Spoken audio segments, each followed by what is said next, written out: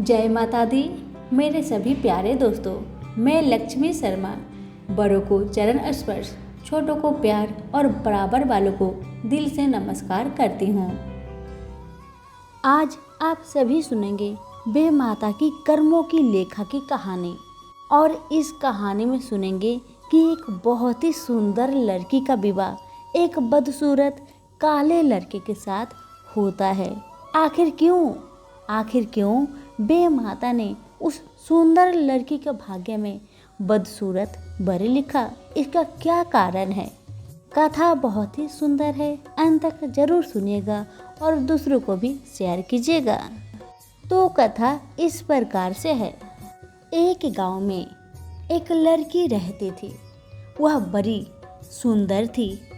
शरीर उसका पतला था, रंग उसका गोरा था, मुखड़ा गोल था, बड़ी बड़ी आंखें कटी हुई अंबियों जैसी थी, लंबे लंबे काले काले बाल थे। वह बड़ा मीठा बोलती थी। धीरे धीरे वह लड़की बड़ी हो गई। उस लड़की के पिता ने कुल पुरोहित तथा नाई से वर की खोज करने को कहा।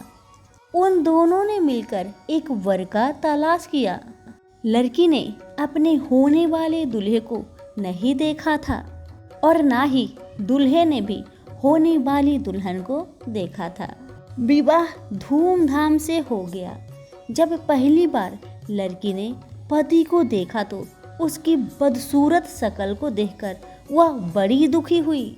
और इसके विपरीत लड़का ने जब सुंदर लड़की को देखा तो फूले ना समाया, वह बहुत खुश हुआ।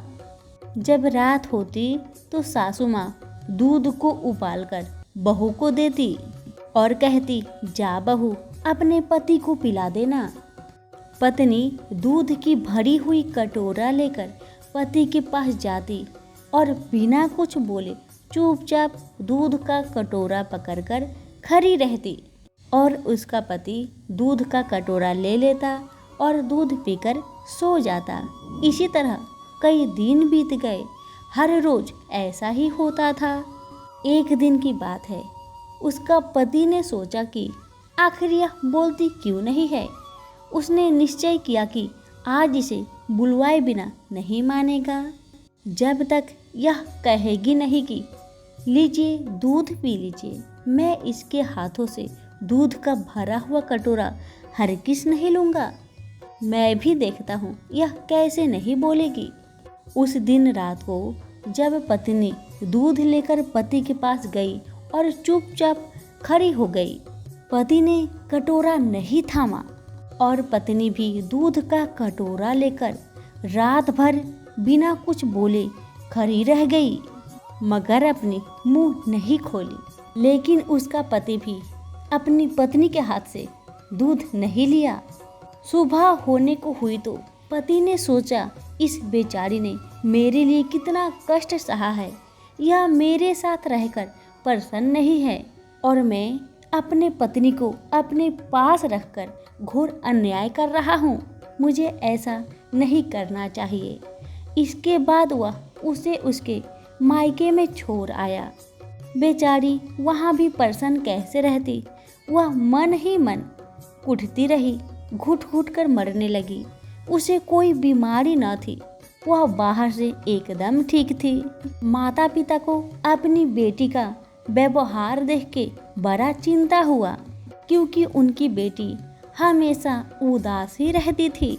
उसका मन में सिर्फ एक ही बात घूमता रहता, पता नहीं मैंने कौन सा कर्म किया है, कौन सा पाप किया है, जिसके बदौलत आज मेरा भाग्य में ऐसा काले और बदसूरत पति मिला है। बस यही बात उसका दिमाग में घूमता और उदास रहती। माता पिता को लगने लगा कि बेटी को विचित्र रोग हो गया है। वे बहुत से वेदों और ज्योतिषियों के पास गए, पर किसी की समझ में न आया कि रोग क्या है। अंत में बे माता एक बूढ़ी माई के भेष में उस लड़की के घर में पहुंची और उस लड़की की चाल ढाल को देखकर बे माता असली बात को जान गई। बे माता कहने लगी, बेटी पिछले जन्म में तूने जैसे कर्म किए थे तुझे ठीक वैसा ही फल मिल रहा है। इसमें ना तेरा दोष है ना तेरे पति का। तेरे पति ने पिछले जन्म में सफेद मोतियों का दान किया था और तूने ढेर सारी काले उड़द मांगने वालों की झोलियां में डाली थी। सफेद मोतियों के दान के फल से तेरे पति को सुंदर पत्नी मिली और तूने उड़दों जैसा बदसूरत आदमी मिला, क्योंकि तुमने काले उड़द सबके झोली में डाली थी। बस यही है कर्मों का फल।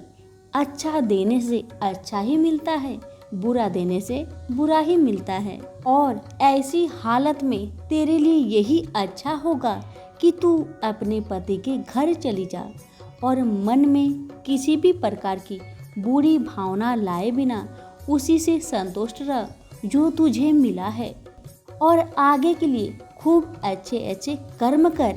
उसका फल अगले जन्म में तुझे अवश्य मिलेगा। बे माता की बात उस लड़की की समझ में आ गई। वह खुश होकर अपने पति के पास चली गई और वे आनंद से रहने लगे।